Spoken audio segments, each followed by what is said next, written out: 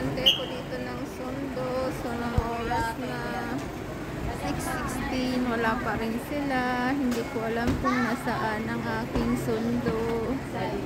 Wala pa yung sundo ko. Inaantay ko sila dito. So, hanggang ngayon, wala pa sila. Ano kaya ang nangyari? Wala akong...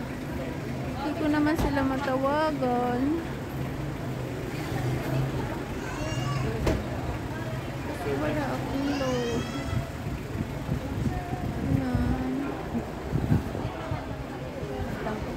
Until now, wala pa sila. Saan kaya? Saan kaya?